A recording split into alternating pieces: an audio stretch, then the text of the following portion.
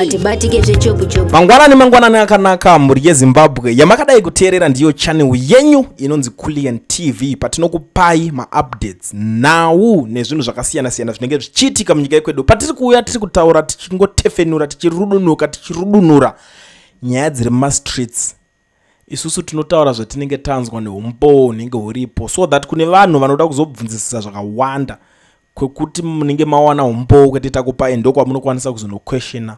Isusu kana tichinge tatoya nenyaya tinokupai zviripo, imi mozonobvunzira ikoko kune vanenge vane mubvunzo nhando, but that is not the reason why I am here. Ndiri kufara chaizvo kuti nhasi tasangana zvekare unyama nemweya zviri pamwe chete muchifara ndemuri vatano. Ndinovimba kuti Mwari vachakuitirai zvakanaka zvamunoda kuti 2026 rive gore rakanaka, rive gore rakaropafadzwa. Iko zvinezvi mhuri yeZimbabwe, regedza tipinde munyaya. Paita hondo iri kunetsa muzanu PF iko zvinezvi pari kurowanwa chekuseri 10 not 11 not 13 not 15 up to 70 100 not yezvinhu zviri kuitika mupolitics izvi so dzemazuva ano.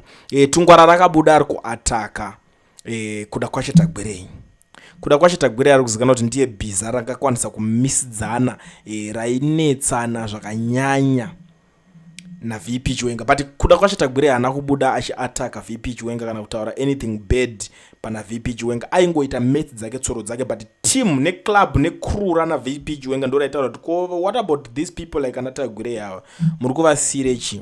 So it seems like munhu wese ari muzanu PF akufighta kuda kwacho tagwerei, kurova kuti kuda kwacho tagwerei ari kunzi ndiye preferred successor wapresident Emerson Mnangagwa. Saka chinoitika pane nyaya dzemuzanu PF ndechekuti unopfura nemoto, unopfura uchipiswa nemoto zvichitoenda zvakadaro.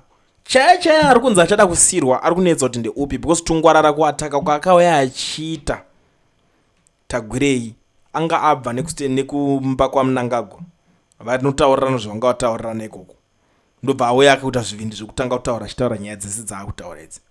Ndo zvazokonzera kuti tiwane imwe information iyi ichinge yakubuda kune vanhu vanenge vachinyatsoziva zvinhu chaizvo zvinenge zvichiitika. Ndo zviunderstand vazhinji tinofollowa politics panapa, ende mateerera tinoita nyaya dzepolitics haisi mateerera ekuti tiri kuteera politics ngoti vanhu ndo understand. Kuna vamwe vanhu vanotomboshamisika vachiti iwe Kulian ndiona isu tinosapota ZANU PF, but how come kuti iwewe unototanga kutotudza nyaya dzacho dzirikuitika muzanu PF tombonyadzofamba sei ichi zvinenge zvichiitika. Ndo zvazviri, imimi mungori masapota epati yenyu, but isusu takata nyaya dzichinge dzakuuya dzepolitics tinongokudza kuti mafambiro adzo akadai. Zvakangofana nemunhu anotopinda pachechi che unotodzwa nyaya yemasecrets apastor wako kuti pastor wako da nebhebhiro neiro, but iwo haumbofoka zviziva cause why chokangomirira ngoti pastor wako wangukunamatira upinde denga ukomborerwe zvopera zvakadaro. But vanhu vekuti vanenge vachiona pastor wako vachirarama kana kuti maneighbors apastor wako ndo vangakwanisa kutokudzwa kuti pastor wako uyo vanorowa mukadzi pastor wako uyo vachivharo vakativhara mari nezuro pastor wako vatikumbira sauti. This is the same thing chinenge chichingoitika pane nyaya idzi isusu patinenge tichidzifambira. Nyaya iri panapa mhuri yeZimbabwe, Temba Mliswa paakaona kuti vanhu vakawanda vakuataka honorable I don't know kuti tingamuti honorable, but Dr. Kuda Tagwerei, I think with due respect takanzanzi respect elders nyaya dzacho chingonzi term president as president wekuterm, right? So term president Kuda Tagwerei handiti paakaonekwa akuatakwa natungwarara. Temba Mliswa anagoya akakomana notimira bag.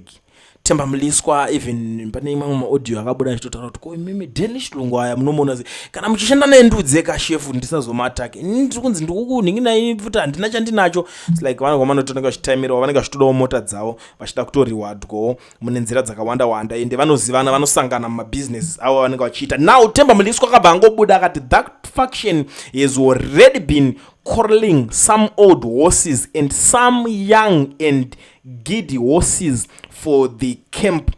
It's known how Monica Muchangwa is the carrot of female VP dangled for her with Obet Mupofu, the other VP Tinoma Chakaire with youth and Chinomona with women are some of the party functionaries who are nicodemously selling out the party and undermining their leader ED in scheme designed to thwart all perceived rivals including Tagwirei.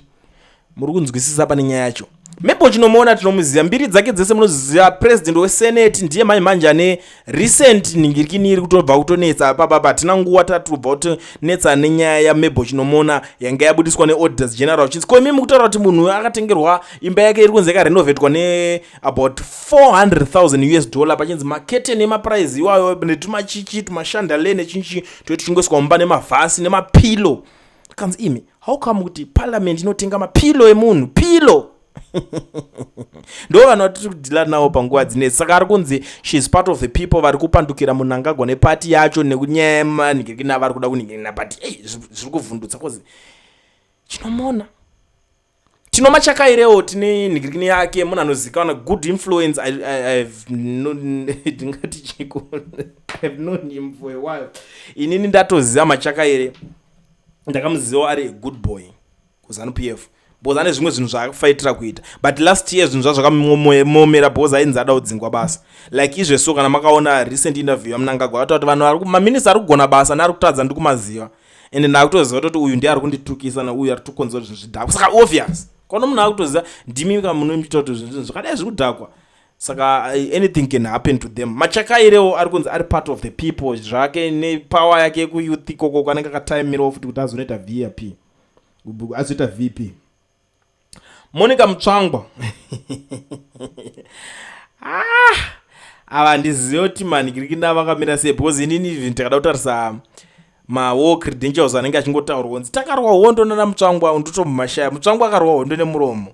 Ndio vanhu vaya kuti hondo yavo ndiye kungotaura hauna pa macredentials ane musoro unoratidzwa kunzi Mutsvangwa ndiye zvaakaita izvi. But mukadzi wake ari kunzi aripo pavanhu vese vari kuda kunhingirina. That's why muri kuona kuti iye Mutsvangwa nemukadzi wake vanga vachifara vachiona Tungwarara kutosumuka kuombera maoko chaiko vachiona Tungwarara chataka Gwire because vari kunoziva kuti uyu how come kuti unonzi uri preferred successor ndo watorave rival yavo because unoziva kuti chinhu kwachiri kuenda mazuva ano hazvisiri zviya zvekuswera vachitendererana kazvemupolitics dzikana kuti unotaura kutonzwa kuti politics dzemuZimbabwe iko zvinhu zvakamira dzakadai nhingi ndiye ari kudai nhingi ndiye adai so vanhu vari kunyadzotozviziva muZANU-PF kuti Tagwire ndiye ada kusiyirwa because akasapota Mnangagwa netimu rese nemari pamazuva 2017 ekubviswa kwaMugabe ende keshi Tagwire anayo.